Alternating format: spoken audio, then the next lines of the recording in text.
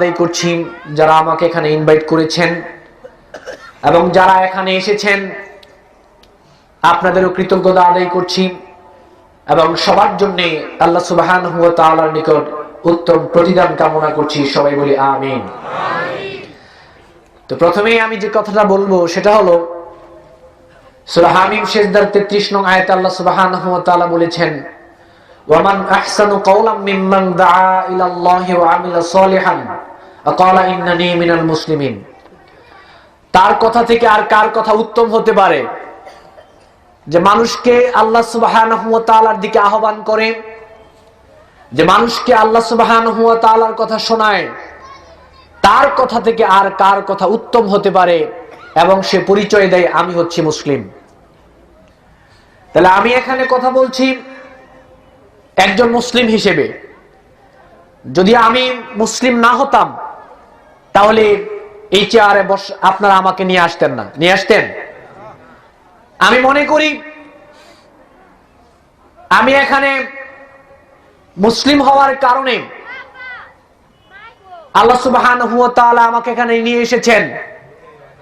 আর আপনারা যারা আমার সামনে এসেছেন আমিও মনে করছি আপনাদের একটাই পরিচয়, আপনারা সবাই মুসলিম, ঠিক কিনা? এর বাইরে কি আমাদের কোনো পরিচয় আছে? না। তাহলে আমি আজকে আপনাদের সামনে যে বিষয় নিয়ে আলোচনা করব সেটা হলো পৃথিবীর প্রত্যেকটা মানুষকেই কবরে তিনটা প্রশ্নের জবাব দিতে হবে। এই তিনটা প্রশ্নের জবাব যদি কেউ দিতে পারে তাকে আরেকটা প্রশ্ন করা হবে। তিনটা প্রশ্নের জবাব না দিয়ে কোন ব্যক্তি কবর থেকে মুক্তি পাবে না। কারা কারা এই তিনটা প্রশ্নের জবাব দিতে পারবে? সবাই দিতে পারবে ব্যাপারটা এরকম নয়। আমরা সবাই এখানে এসেছি সবাই দিতে পারবো ব্যাপারটা এরকম নয়। কারা কারা দিতে পারবে? কিরকম কোয়ালিটি থাকলে আপনি দিতে পারবেন, কিরকম গুণাগুণ থাকলে আমরা দিতে পারবো, এই ব্যাপারটা কোরআন এবং সহিহ সুন্নাহর আলোকে আমি আপনাদের সামনে তুলে ধরার চেষ্টা করব ইনশাআল্লাহ। সূরা মুলকের 2 নং আয়াতে আল্লাহ সুবহানাহু ওয়া তাআলা ঘোষণা করেছেন, বিসমিল্লাহির রহমানির রহিম, আল্লাযী খালাকাল মাউতা ওয়াল হায়াতা লিয়াবলুয়াকুম আইয়ুকুম আহসানু আমালা। জন্ম থেকে শুরু করে মৃত্যু পর্যন্ত মাঝখানে যে একটা সময় আল্লাহ সুবহানাহু ওয়া তাআলা আমাদেরকে দিয়েছেন, এটার একটাই টার্গেট, লিয়াবলুয়াকুম আইয়ুকুম আহসানু আমালা। তোমরা কতটুকু আল্লাহ সুবহানাহু ওয়া তাআলাকে মেনে চলো, কতটুকু আল্লাহ রাব্বুল আলামিনের গোলামি করো, দাসত্ব করো, এটা পরীক্ষা করার জন্যই আল্লাহ সুবহানাহু ওয়া তাআলা আমাদেরকে পৃথিবীতে পাঠিয়েছেন। সহিহ মুসলিমে এসেছে রাসূল সাল্লাল্লাহু আলাইহি ওয়াসাল্লাম বলেছেন, ইন্নাল্লাহা মুস্তাখলিফুকুম ফিহা ফায়ানজুরু কাইফা তা'মালুন। তোমরা হচ্ছে পৃথিবীতে প্রতিনিধি, তোমাদেরকে প্রতিনিধি করে পৃথিবীতে পাঠানো হয়েছে। কে কতটুকু তোমাদের দায়িত্ব পালন করো, আল্লাহ সুবহানাহু ওয়া তাআলাকে মেনে চলো, এটা দেখার জন্যই আল্লাহ সুবহানাহু ওয়া তাআলা তোমাদেরকে পৃথিবীতে পাঠিয়েছেন। দেখুন, এই পৃথিবীটা হচ্ছে ক্ষণস্থায়ী, এই পৃথিবীটা হচ্ছে পরকালের জন্য পরীক্ষার ময়দান। এজন্য সহিহ বুখারীতে এসেছে রাসূল সাল্লাল্লাহু আলাইহি ওয়াসাল্লাম বলেছেন, কুন ফিদ দুনিয়া কান্নাকা গরীবুন আও আবিরু সাবিলিন। এই পৃথিবীতে এমন অবস্থায় জীবন যাপন করো মনে হয় তুমি যেন একজন মুসাফির, আর মনে হয় তুমি যেন একজন দরিদ্র মানুষ, একজন নিঃস্ব মানুষ। এমন অবস্থায় তুমি পৃথিবীতে জীবন যাপন করো। এই দুনিয়াটা হচ্ছে পরকালের জন্য পরীক্ষার ময়দান। কিন্তু এই দুনিয়ার সাথে পরকালের একটা পার্থক্য রয়েছে। এই দুনিয়ায় আমরা যারা পরীক্ষা দিচ্ছি বা দিয়েছি, আমাদের প্রশ্নপত্র দেওয়া হয় পরীক্ষার সময়, নির্ধারিত একটা সময় পরীক্ষার হলে, ঠিক কিনা? কিন্তু পরকালের ব্যাপারটা ভিন্ন। পরকালে কি পরীক্ষা হবে, কি প্রশ্ন আপনাকে করা হবে, আর কিভাবে জীবন যাপন করলে আপনি পরকালে প্রশ্নের উত্তর দিতে পারবেন, এটা আগেই আল্লাহ সুবহানাহু ওয়া তাআলা জানিয়ে দিয়েছেন। এখন আমরা সবাই জানি পরকালে কি কি প্রশ্ন করা হবে। প্রথম প্রশ্ন করা হবে মার রাব্বুকা ওয়া মান নাবিয়ুকা ওয়া মা দীনুকা। যদি এই তিনটা প্রশ্নের জবাব কেউ দিতে পারে, চতুর্থ আরেকটা প্রশ্ন করা হবে, ওয়া মা ইউদ্রিকা। এখন এই প্রশ্নের আলোচনা করে আমি শেষ করতে পারবো না। কেন? এই চারটা প্রশ্নকে কেন্দ্র করেই আল্লাহ সুবহানাহু ওয়া তাআলা গোটা কোরআনটাকে সাজিয়েছেন। সুতরাং কোরআনের আলোচনা করে তো শেষ করার মতো নয়। শেষ করতে পারবো না। এটা আল্লাহ সুবহানাহু ওয়া তাআলা সূরা কাহাফের 109 নং আয়াতে বলেছেন। আল্লাহ রাব্বুল আলামিন বলেন, কুল লাউ কানাল বাহরু মিদাদাল লিকালিমাতি রাব্বি লানাফিদাল বাহরু ক্বাবলা আন তানফাদা কালিমাতু রাব্বি ওয়ালাউ জিনা বিমিসলিহি মাদাদা। হে রাসূল, আপনি বলেন, পৃথিবীর মধ্যে যত সমুদ্র রয়েছে সমস্ত সমুদ্রের পানিগুলো যদি কালি হয়ে যায়, আর সেই কালি দিয়ে যদি আপনার রবের কালামের ব্যাখ্যা লেখা শুরু করে দেন, তাহলে লিখতে লিখতে পৃথিবীতে যত সমুদ্র রয়েছে সমস্ত সমুদ্রের পানিগুলো শেষ হয়ে যাবে, কালিগুলো শেষ হয়ে যাবে। আবার যদি সেখানে অনুরূপ সমুদ্র নিয়ে আসা হয়, আবার যদি আপনার রবের কালামের ব্যাখ্যা লেখা শুরু করে দেন, তাহলে লিখতে লিখতে পৃথিবীতে যত সমুদ্র রয়েছে সমস্ত সমুদ্রের পানিগুলো শেষ হয়ে যাবে, কিন্তু আপনার রবের কালামের ব্যাখ্যা লেখা কখনোই শেষ হবে না। সুতরাং এটা কখনোই তাফসীর করে ব্যাখ্যা করে শেষ করার মতো নয়। তার প্রমাণ এই পৃথিবীর সৃষ্টির পর থেকে পবিত্র কোরআন আগমনের পর থেকে আজ পর্যন্ত অসংখ্য ভাষায় অসংখ্য মানুষ কোরআনের তাফসীর করেছেন, কিন্তু কোনো মানুষ বলতে পারে নাই এটাই শেষ তাফসীর, এরপরে আর কোরআনের তাফসীর লাগবে না। এরকম কে বলতে পেরেছে? বলতে পারে নাই। কিয়ামতের আগ পর্যন্ত পবিত্র কোরআনের উপরে বক্তব্য দেয়া যাবে, লেখা যাবে, তাফসীর করা যাবে, কিন্তু এটা শেষ করা যাবে না। তো আমি ততটুকুই আপনাদের সামনে উপস্থাপন করার চেষ্টা করব, যতটুকু না হলেই নয়, আমাদের যতটুকু প্রয়োজন আমি ততটুকু আপনাদের সামনে তুলে ধরার চেষ্টা করব ইনশাআল্লাহ। সহিহ বুখারী এবং মুসলিম শরীফে এসেছে, রাসূল সাল্লাল্লাহু আলাইহি ওয়াসাল্লাম বলেছেন, ইয়াতবাউল মাইয়িতা সালাসা আহলুহু ওয়া মালুহু ওয়া আমালুহু ইয়ারজিউ ইসনাইন ওয়া ইয়াবকা ওয়াহিদুন ইয়ারজিউ আহলুহু ওয়া মালুহু ওয়া ইয়াবকা আমালুহু। পৃথিবীর প্রত্যেকটা মানুষকেই যখন কবরস্থানে নিয়ে যাওয়া হবে, দাফন করার জন্য নিয়ে যাওয়া হবে, তাকে তিনটা জিনিস ফলো করে। একটা হচ্ছে তার পরিবারের লোক তার সাথে যায়, তার সম্পদ তার সাথে থাকে, আর তার আমল তার সাথে যায়। যখন তাকে দাফন করে রেখে আসা হয়, দুইটা জিনিস রিটার্ন তার থেকে চলে আসে, তার পরিবারের লোক তার থেকে চলে আসে, তার সম্পদ তার থেকে চলে আসে, কিন্তু কবরে তার সঙ্গী হয় একটা জিনিস, তার নাম হচ্ছে তার আমল। ঠিক কিনা? এখন এই আমলটা যদি দুনিয়ার জীবনে আপনার ভালো হয়, তাহলে কবরটা আপনার জন্য ভালো, আর যদি দুনিয়ার জীবনে আপনার আমল ভালো না হয়, তাহলে কবরটা আপনার জন্য বন্ধ হয়ে যাবে। তিরমিজি শরীফে এসেছে, ওসমান রাদিয়াল্লাহু তাআলা আনহু থেকে বর্ণিত, ইজা ওয়াকাফা আলা কাবরিন বাকা হাত্তা ইয়াবুল্লা লিহিয়াতাহু ফাকিলা লাহু তাযকুরুল জান্নাতা ওয়ান নার ফালা তাবকি ওয়া তাবকি মান হাযা। ওসমান রাদিয়াল্লাহু তাআলা আনহু যখন কোন কবরের পাশ দিয়ে যাইতেন, ওনার সামনে কবরের বয়ান করা হতো, উনি এতই কাঁদতেন ওনার দাড়ি মুবারক ভিজে যেত। ওনাকে জিজ্ঞেস করা হলো, আপনার সামনে জান্নাতের কথা বলা হয়, জাহান্নামের কথা বলা হয়, আপনি এত কাঁদেন না, কিন্তু কবরের পাশ দিয়ে গেলে, কবরের বয়ান হলে আপনি এত কাঁদেন কেন? ওসমান রাদিয়াল্লাহু তাআলা আনহু বললেন, ও আমার সাথীরা শোনো, আল্লাহ রাসূল সাল্লাল্লাহু আলাইহি ওয়াসাল্লাম বলেছেন, ইন্নাল কাবরা আউয়ালু মানজিলিন মিন মানাজিলিল আখিরাহ ফাইন নাজা মিনহু ফামা বা'দাহু আইসারু মিনহু ওয়া ইন লাম ইয়ানজু মিনহু ফামা বা'দাহু আশাদ্দু মিনহু। ও আমার সাথীরা শোনো, আমি কেন কবরের পাশ দিয়ে গেলে কাঁদি, কেন কবরের বয়ান শুনলে কাঁদি, একটু শোনো। আল্লাহর নবী বলেছেন, এই কবর হলো পরকালের জন্য প্রথম মঞ্জিল, প্রথম স্টেশনের নাম হচ্ছে কবর।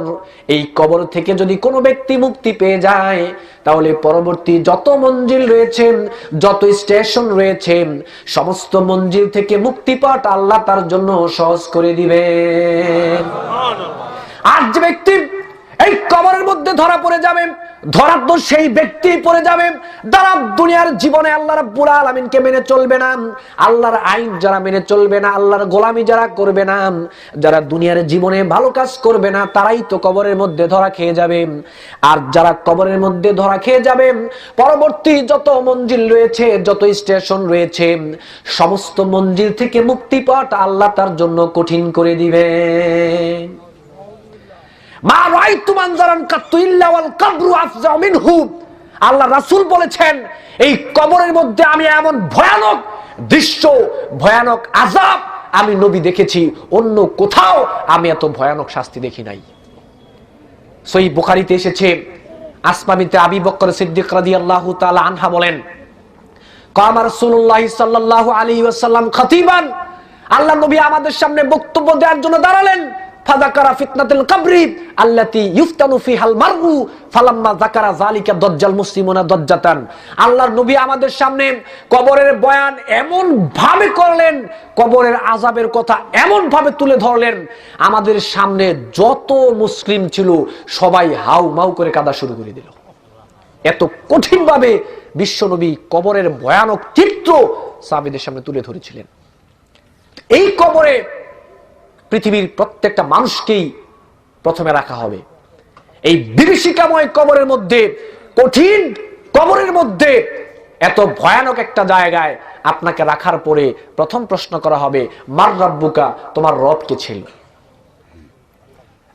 রূহের জগতে একবার আমাদেরকে জিজ্ঞেস করেছিল, আলাস্তু বিরাব্বিকুম, আমি কি তোমাদের রব নই? সেদিন হিন্দু, বৌদ্ধ, খ্রিস্টান, মুসলিম সবাই সেদিন বলেছিলাম, কলু বালা, অবশ্যই আপনি আমাদের রব, সবাই বলেছিলাম। আজকে এই দুনিয়াতে মুসলিম অমুসলিম সবাই জানে আমাদের রবকে। শুধুমাত্র এতটুকু জানলেই পরকালে মার রাব্বুকা প্রশ্নের জবাব দেওয়া সম্ভব নয়। রবকে রবের মতো করে জানতে হবে, রবকে রবের মতো করে বুঝতে হবে, রবকে রবের মতো করে মানতে হবে। যারা এই দুনিয়ার জীবনে রবকে রবের মতো করে জানবে, যারা দুনিয়ার জীবনে রবকে রবের মতো করে বুঝবে, যারা দুনিয়ার জীবনে রবকে রবের মতো করে মানবে, তাদের দ্বারাই মার রাব্বুকা প্রশ্নের জবাব দেওয়া সম্ভব হবে। শুধুমাত্র ভাষা ভাষা জানবো, এতটুকু জানলেই পরকালে এই প্রশ্নের জবাব দেওয়া সম্ভব নয়। রব শব্দের অনেকগুলো অর্থ হতে পারে। আমি মূল কয়েকটা অর্থ আপনাদের সামনে বলছি, যাতে করে রবকে কিভাবে মানবেন এটা বুঝতে পারেন। রব শব্দের প্রথম অর্থ হচ্ছে সৃষ্টিকর্তা। যিনি গোটা সৃষ্টিকুলকে যিনি সৃষ্টি করেছেন, তিনি হচ্ছেন রব। সূরা আলাকের 1 নং আয়াত আল্লাহ রাব্বুল আলামিন বলেন, ইকরা বিসমি রাব্বিকাল্লাযী খালাক, পড়ো তোমার সেই রবের নামে যিনি তোমাকে সৃষ্টি করেছেন। সূরা নিসার 1 নং আয়াত আল্লাহ রাব্বুল আলামিন বলেন, ইয়া আইয়ুহান নাসুত্তাকু রাব্বাকুমুল্লাযী খালাকাকুম মিন নাফসিন ওয়াহিদা, হে পৃথিবীর মানব সকল, তোমরা ভয় করো সেই রবকে, যেই রব তোমাদেরকে একটা ব্যক্তি সত্তা থেকে সৃষ্টি করেছেন। সূরা বাকারার 21 নং আয়াত আল্লাহ রাব্বুল আলামিন বলেন, ইয়া আইয়ুহান নাসু উবুদু রাব্বাকুমুল্লাযী খালাকাকুম ওয়াল্লাযীনা মিন ক্বাবলিকুম, দাসত্ব করো, গোলামি করো সেই রবের, যেই রব তোমাদেরকে সৃষ্টি করেছেন এবং তোমাদের পূর্ববর্তী যারা ছিল তাদেরকেও সৃষ্টি করেছেন। তাহলে রব শব্দের একটা অর্থ হচ্ছে সৃষ্টিকর্তা। রব শব্দের একটা অর্থ কি? সবাই বলেন, একটা অর্থ কি? সৃষ্টিকর্তা। রব শব্দের 2 নম্বর অর্থ হচ্ছে রিজিক দাতা। যিনি গোটা সৃষ্টিকুলকে সৃষ্টি করার পরে যিনি গোটা সৃষ্টিকুলের রিজিকের ব্যবস্থা গ্রহণ করেছেন, রিজিকের দায়িত্ব নিয়েছেন, তিনি হচ্ছেন রব। দেখুন, মুশরিকরা আল্লাহ সুবহানাহু ওয়া তাআলার তাওহীদকে তারা বিশ্বাস করত না। তাদের সামনে আল্লাহর তাওহীদকে প্রতিষ্ঠা করার জন্য সূরা ইউনূসের 31 নং আয়াতের মাধ্যমে আল্লাহ রাব্বুল আলামিন তাদের সামনে একটা প্রশ্ন ছুড়ে দিলেন। আল্লাহ রাব্বুল আলামিন বলেন, কুল মান ইয়ারযুকুকুম মিনাস সামাই ওয়াল আরদি আম্মান ইয়ামলিকুস সামআ ওয়াল আবসার। হে নবী, আপনি তাদেরকে জিজ্ঞেস করেন, তারা আমার তাওহীদকে বিশ্বাস করে না, তারা আমার তাওহীদকে স্বীকার করে না। আপনি তাদেরকে জিজ্ঞেস করেন আসমান এবং জমিন থেকে কে তাদেরকে রিজিক দান করেন, তাদের কর্ণশক্তির মালিক কে, তাদের দৃষ্টিশক্তির মালিককে আপনি জিজ্ঞেস করেন, দেখবেন তারা অটোমেটিক জবাব দিবে ফাসায়াকুলুনাল্লাহ, এই সমস্ত কিছুর মালিক হচ্ছেন আল্লাহ। আল্লাহ রাব্বুল আলামিন বলেন ওয়ামা মিন দাব্বাতিন ফিল আরদি ইল্লা আলাল্লাহি রিজকুহা, জমিনে এমন কোন বিচরণশীল প্রাণী নাই, হাজার হাজার প্রজাতির প্রাণী রয়েছে, এমন হাজার প্রজাতির প্রাণী রয়েছে যার দৈনিক হাজার হাজার টন খাবারের প্রয়োজন হয়, এমন হাজার হাজার প্রজাতির প্রাণী রয়েছে। আল্লাহ রাব্বুল আলামিন বলেন এই হাজার হাজার প্রজাতির প্রাণীর রিজিকের দায়িত্ব আমি আল্লাহ রাব্বুল আলামিন আমার কাঁধে তুলে নিয়েছি। সুবহানাল্লাহ। ওয়াল্লাহু খায়রুর রাযিকিন, আল্লাহ হচ্ছেন সর্বশ্রেষ্ঠ রিজিক দাতা, যিনি গোটা সৃষ্টিকুলের রিজিকের ব্যবস্থা গ্রহণ করেছেন, তিনি হচ্ছেন রব। তিনি কে? রব। তিরমিজি শরীফে এসেছে, আল্লাহ রাসূল বলেছেন লাউ আন্নাকুম তাতাওয়াক্কালুনা আলাল্লাহি হাক্কা তাওয়াক্কুলিহি লারাযাকাকুম কামা ইয়ারযুকুত তায়রা তাগদু খিমাসান ওয়া তারুহু বিতানান। আল্লাহর নবী বলেন সত্যি যদি তোমরা আল্লাহ রাব্বুল আলামিনের প্রতি ভরসা করার মতো ভরসা করতে পারতেন, তাহলে একটা পাখি খালি পেটে ঘর থেকে বের হয়ে যায়, তার কোনো ব্যবসা নাই, কোনো চাকরি নাই, কোনো কিছুই নাই, সে জানে না তার রিজিকের ব্যবস্থা কোথায়, খালি পেটে ঘর থেকে বের হয়ে যায়, আবার সন্ধ্যাবেলায় ভরা পেটে ঘরে ফিরে আসেন, বাচ্চার জন্য খাবার নিয়ে আসেন। আল্লাহর নবী বলেছেন সত্যি যদি তোমরা আল্লাহ রাব্বুল আলামিনের প্রতি ভরসা করার মতো ভরসা করতে পারতেন, তাহলে ওই পাখিকে রিজিক দেওয়ার মতোই আল্লাহ তোমাদের রিজিকের ব্যবস্থা করে দিতেন। সুতরাং গোটা সৃষ্টিকুলের যিনি রিজিকের দায়িত্ব নিয়েছেন তিনি হচ্ছেন রব। রব শব্দের ২ নম্বর অর্থ হচ্ছে রিজিক দাতা। রব শব্দের ৩ নম্বর অর্থ হচ্ছে মালিক, যিনি গোটা সৃষ্টিকুলের মালিক। সূরা কুরাইশের মধ্যে আমরা পড়ি ফালইয়াবুদু রাব্ব হাযাল বাইত। আবার সূরা বাকারার মধ্যে আমরা বলি মালিক ইয়াউমিদ্দিন। রব শব্দের আরেকটা অর্থ হচ্ছে মালিক, যিনি গোটা সৃষ্টিকুলের মালিক, তিনি হচ্ছেন রব। রব শব্দের আরেকটা অর্থ হচ্ছে লালন পালন কর্তা, যিনি গোটা সৃষ্টিকুলকে লালন পালন করেন, তিনি হচ্ছেন রব। কিভাবে? এই যে দেখেন একটা প্যান্ডেল, এটাকে টানানোর জন্য কতগুলো ঠিয়া লেগেছে, খুঁটি লেগেছে, কিন্তু বিশাল আসমান, কেউ কি কোনোদিন দেখেছেন এটাকে ধরে রাখতে কোনো খুঁটি লেগেছে? কারো চোখে পড়েছে? চোখে পড়ে নাই। তাহলে এত বিশাল আসমান কে ধরে রেখেছেন? সবাই বলেন কে ধরে রেখেছেন? আল্লাহ রাব্বুল আলামিন ধরে রেখেছেন। একটা হাঁসের বাচ্চা যখন জন্মগ্রহণ করে, আপনি তাকে আটলান্টিক মহাসাগরে ছেড়ে দেন, হাঁসের বাচ্চা দেখবেন সেখানেই চলতে পারবে। কে তাকে চলার শক্তি দিয়েছে সেখানে? আল্লাহ রাব্বুল আলামিন। একটা পাখি আকাশের দিকে তাকিয়ে দেখেন কিভাবে মহাশূন্যের মধ্যে সে উড়ে বেড়াচ্ছে, তার কোনো সমস্যাই হচ্ছে না। আল্লাহ রাব্বুল আলামিন বলেন আওয়ালাম ইয়ারাউ ইলাত তায়রি ফাওকাহুম সাফাতিন ওয়া ইয়াকবিদনা মা ইউমসিকুহুন্না ইল্লার রাহমান।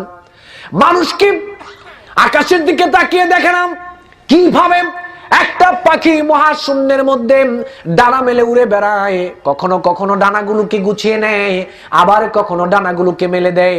আল্লাহ রাব্বুল আলামিন বলেন আমি আল্লাহর কুদরতের মাধ্যমেই তো আমি পাখিকে মহাশূন্যে বিচরণ রেখে দেই। তাহলে আল্লাহ সুবহানাহু ওয়া তাআলা লালন পালন কর্তা। রব্বির হামহুমা কামা রব্বায়ানি সগীরা। আল্লাহ হচ্ছেন লালন পালন কর্তা, যিনি গোটা সৃষ্টিকুলের লালন পালন করেন, তিনি হচ্ছেন রব। তিনি কে? রব।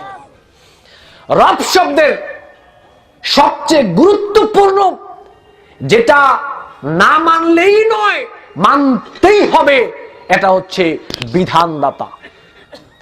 রব শব্দের সবচেয়ে গুরুত্বপূর্ণ যেটা আপনাকে মানতেই হবে, এটা হচ্ছে বিধানদাতা, হুকুমদাতা, ওয়ারাদদাতা, যিনি গোটা সৃষ্টিকুলকে সৃষ্টি করেছেন, রিজিক দিয়েছেন, লালন পালন করছেন, গোটা সৃষ্টিকুলের মানুষ কিভাবে চলবে এটা কে বলবেন? সবাই বলেন, কে বলবেন? আল্লাহ রাব্বুল আলামিন বলবেন। আল্লাহ রাব্বুল আলামিন বলেন, রাব্বুনাল্লাযী আতা কুল্লা শাইইন খালকাহু সুম্মা হাদা।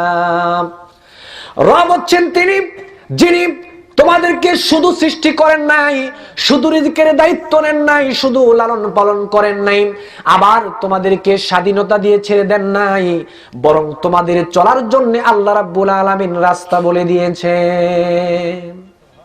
কিভাবে চলবেন আপনি দুনিয়ায় এসে, সেটা আল্লাহ রাব্বুল আলামিন বলে দিয়েছেন। আপনি মন মতো চলবেন, এই অধিকার, এই সুযোগ, এই স্বাধীনতা আল্লাহ সুবহানাহু ওয়া তাআলা পৃথিবীর কোন মানুষকেই দেন নাই। দেখুন সূরা যুখরুফের 9 এবং 87 নং আয়াতে, সূরা আনকাবুতের 61 এবং 63 নং আয়াতে, সূরা মুমিনুনের 84, 85, 86 এবং 89 নং আয়াতে আল্লাহ রাব্বুল আলামিন এখানে গিয়ে কিছু কথা বলেছেন। আবু জাহেলকে যখন জিজ্ঞেস করা হতো, ওয়ালাইন সালতাম মান খালাকাস সামাওয়াতি ওয়াল আরদ ওয়ালাইন সালতাম মান খালাকাহুম, আবু জাহেলকে যখন জিজ্ঞেস করা হতো তোমাকে সৃষ্টি কে করেছে, আসমান এবং জমিন থেকে কে রিজিক দিচ্ছে, আসমান থেকে কে বৃষ্টি দিচ্ছে, জমিন থেকে কে ফসল দিচ্ছে, তোমাদেরকে কে জীবন দিয়েছে, আবার তোমাদেরকে কে মৃত্যু দিবে, এটা কাফেরদেরকে জিজ্ঞেস করার পরে তারা নির্বাক্যে বলেছিল এই সমস্ত কিছু করছেন আল্লাহ। খেয়াল করেন, আবু জাহেল নির্দ্বিধায় বলেছিল এই সমস্ত কিছু করছেন আল্লাহ, তারপরেও কিন্তু আবু জাহেল কাফের, ঠিক কিনা? কেন কাফের এটা তো বুঝতে হবে। এত কিছু আবু জাহেল আল্লাহকে মানে, আল্লাহ সৃষ্টি করেছেন এটা আবু জাহেল মেনে নিয়েছে, আল্লাহ রিজিক দিচ্ছেন আবু জাহেল মেনে নিয়েছে, আল্লাহ লালন পালন করছেন আবু জাহেল মেনে নিয়েছে, আল্লাহ বৃষ্টি দিচ্ছেন আবু জাহেল মেনে নিয়েছে, আল্লাহ ফসল দিচ্ছেন আবু জাহেল মেনে নিয়েছে, আল্লাহ মৃত্যু দিবেন আবু জাহেল এইটাও মেনে নিয়েছে, তারপরেও কেন আবু জাহেল কাফের? সমস্যাটা কোথায়? আবু জাহেল কাফের হওয়ার মেন কারণ হচ্ছে আবু জাহেল আল্লাহ সুবহানাহু ওয়া তাআলাকে বিধানদাতা হিসেবে আবু জাহেল মানতে রাজি হয় নাই।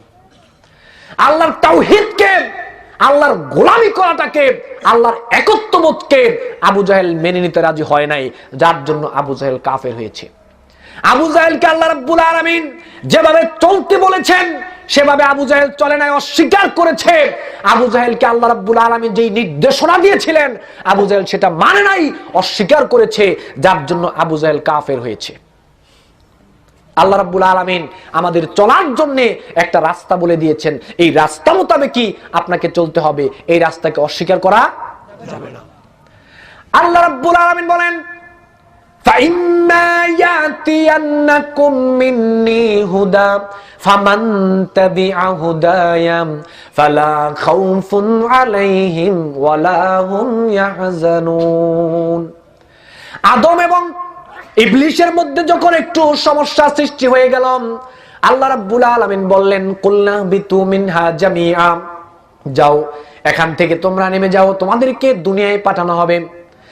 আদম টেনশনে পড়ে গেলেন যে ইবলিসের কারণে আমাকে জান্নাত থেকে বের হতে হয়েছে, সেই ইবলিসে তো দেখি আবার আমার সাথে দুনিয়ায় যাবে, সেখানে গিয়ে তো সে আবার সমস্যার সৃষ্টি করবে, আমার সন্তানদের সমস্যা করবে। আদম টেনশনে পড়ে গেলেন। আল্লাহ রাব্বুল আলামিন বললেন, টেনশন করার কোনো দরকার নাই, চিন্তা করার কোনো দরকার নাই, আমি তোমাদের জন্য একটা গাইডলাইন বলে দিব, একটা নির্দেশনা দিয়ে দিব। আমাদের জন্য আল্লাহ রাব্বুল আলামিন এই কোরআনকে গাইডলাইন স্বরূপ দিয়েছেন, নির্দেশনা দিয়েছেন।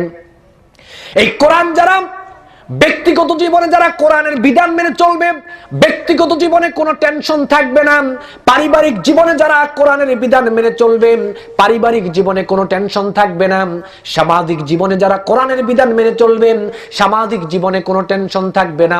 রাষ্ট্রীয় জীবনে যারা কোরআনের বিধান মেনে চলবে, রাষ্ট্রীয় জীবনে টেনশন থাকবে না।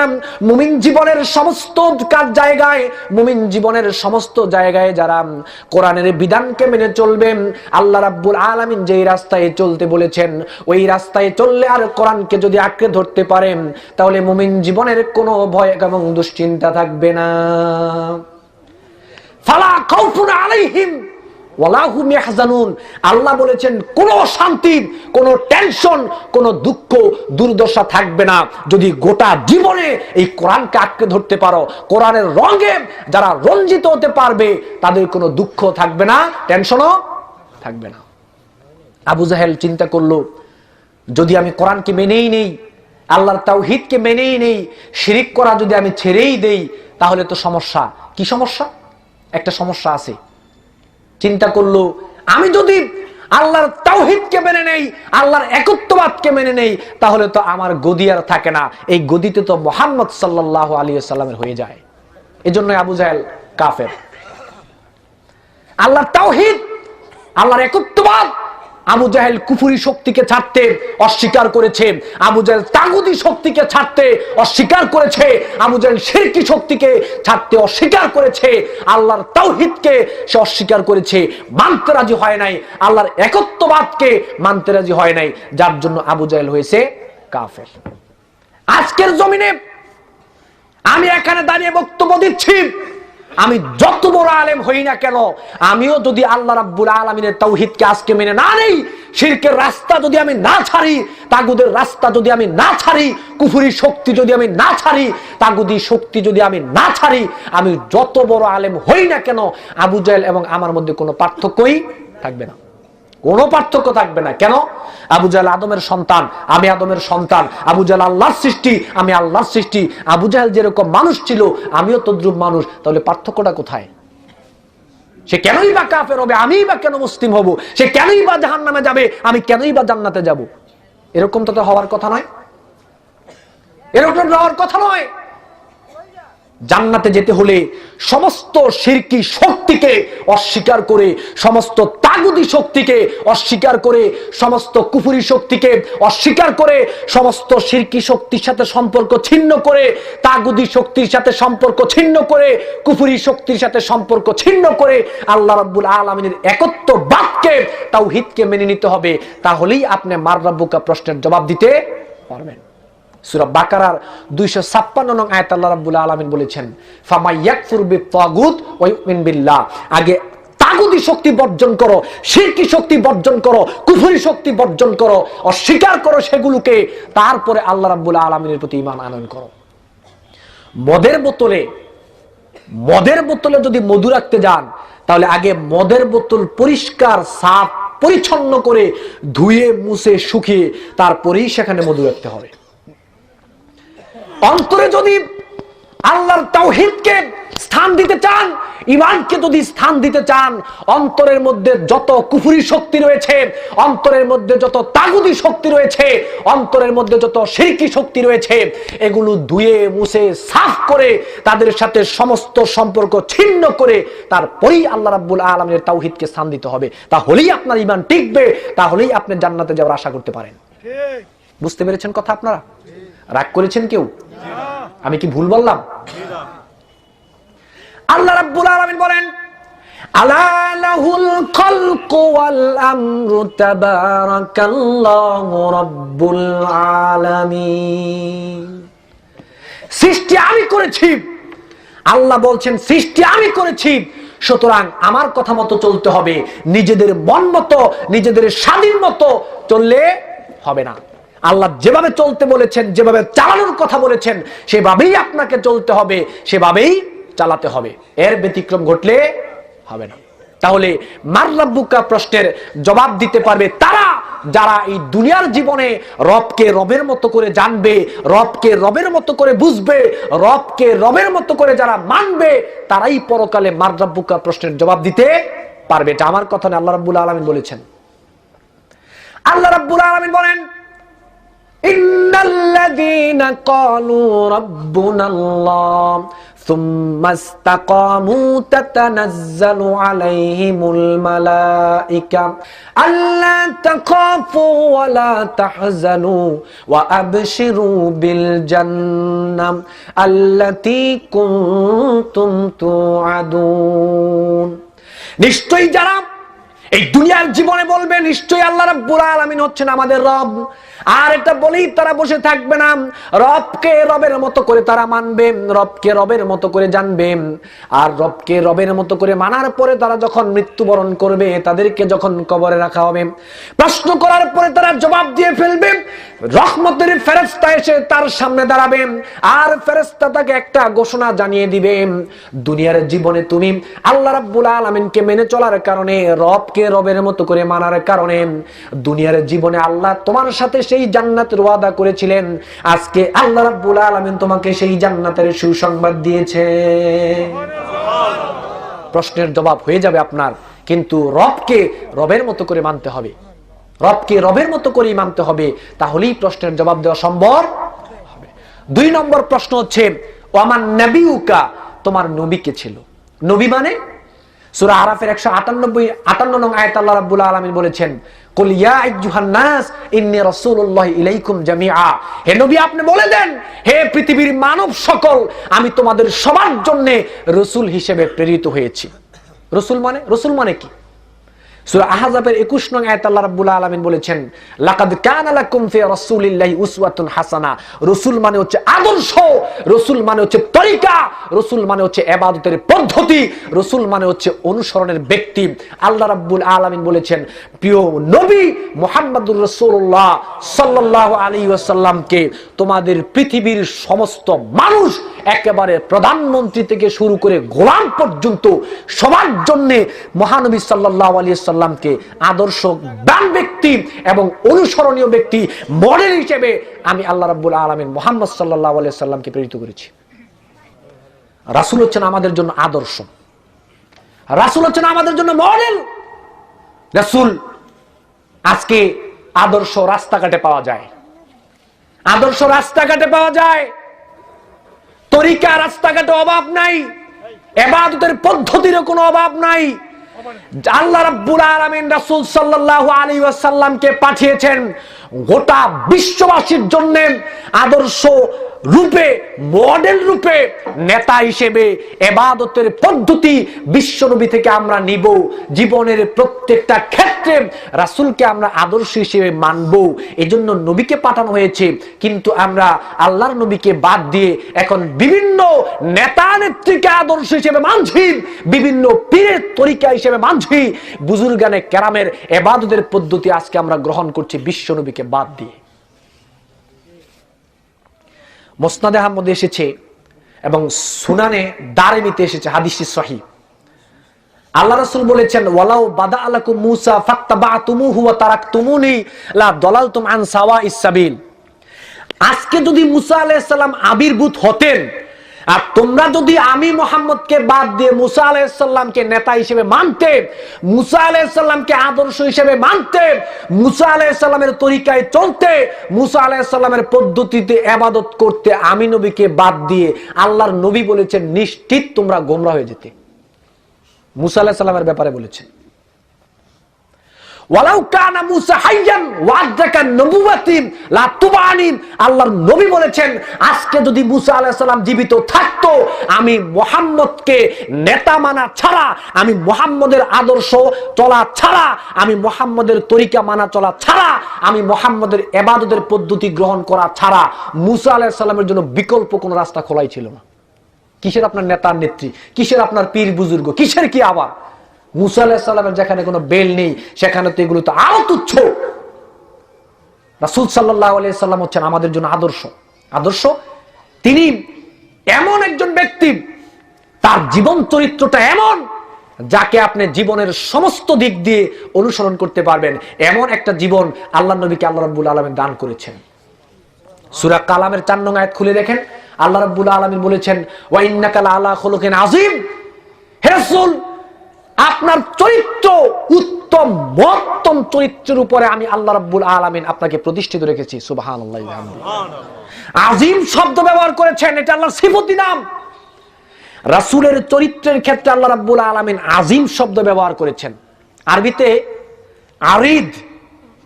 আরিদ বলা হয় চওড়া। কেমন চওড়া? যেটা মাপার যন্ত্র রয়েছে, ফিতা রয়েছে। কিন্তু আযীম বলা হয় এমন চওড়া, এমন প্রশস্ত, যেটা মাপার কোনো যন্ত্র নাই। আল্লাহ রাব্বুল আলামিন বলেছেন ওয়া ইন্নাকা লাআলা খুলুকিন আযীম, হে নবী আপনাকে আমি এমন চরিত্র দান করেছি যেই চরিত্র মাপার যন্ত্র, আপনার চরিত্র এত প্রশস্ত, আপনার চরিত্র এত প্রশস্ত যেটা মাপার যন্ত্র আসমানের নিচে জমিনের উপরে নাই। এমন চরিত্র আল্লাহ রাব্বুল আলামিন আল্লাহর রাসূলকে দান করেছেন। তারপরেই তো আমাদেরকে বলা হয়েছে এখন তোমরা রাসূলকে আদর্শ হিসেবে মানো। আয়েশা রাদিয়াল্লাহু তাআলা আনহাকে জিজ্ঞেস করা হয়েছিল রাসূলের চরিত্র সম্পর্কে, মুসনাদ আহমদে এসেছে। আয়েশা রাদিয়াল্লাহু তাআলা আনহা বললেন কানা খুলুকাহুল কোরআন, এই গোটা কোরআনটাই হচ্ছে বিশ্বনবীর চরিত্র। সুবহানাল্লাহ। আজকে নরমাল একটা মানুষের জীবনী লেখে আরেকটা নরমাল মানুষ, কিন্তু বিশ্বনবীর জীবনী স্বয়ং আল্লাহ রাব্বুল আলামিন নিজে লিখেছেন। এমনিতেই খামাখা বলে নাই ওনাকে আদর্শ হিসেবে মানার জন্য। গোটা কোরআন বিশ্বনবীর চরিত্র, রাসূলের এমন কোন দিক নাই যেটা আল্লাহ রাব্বুল আলামিন কোরআনে তুলে ধরে নাই। আপনি যদি কোরআনকে জিজ্ঞেস করেন ও কোরআন, আল্লাহ রাব্বুল আলামিন রাসূলের পূর্বের অবস্থা সম্পর্কে আল্লাহ তোমাকে কিছু বলেছে? কোরআন বলবে আলাম ইয়াজিদিকা ইয়াতীমান ফাআওয়া ওয়া ওয়াজাদাকা দাল্লান ফাহাদা ওয়া ওয়াজাদাকা আইলান ফাআগনা। আপনি যদি কোরআনকে জিজ্ঞেস করেন ও কোরআন রাসূলের নাম সম্পর্কে আল্লাহ তোমাকে কিছু বলেছে? কোরআন বলবে ওয়ামা মুহাম্মাদুন ইল্লা রাসূল কাদ খালাত মিন কাবলিহি রাসূল। আপনি যদি কোরআনকে জিজ্ঞেস করেন ও কোরআন রাসূলের স্ত্রী সন্তান সম্পর্কে আল্লাহ তোমাকে কিছু বলেছে? কোরআন বলবে ইয়া আইয়ুহান নাবিয়্যু কুল্লি আজওয়াজিকা ওয়া বানাতিকা নিসাইল মুমিনিন ইউদনিনা আলাইহিন্না মিন জালাবিহিন্না। আপনি যদি কোরআনকে জিজ্ঞেস করেন কোরআন রাসূল যে কথা বলতেন এই কথা সম্পর্কে আল্লাহ তোমাকে কিছু বলেছে?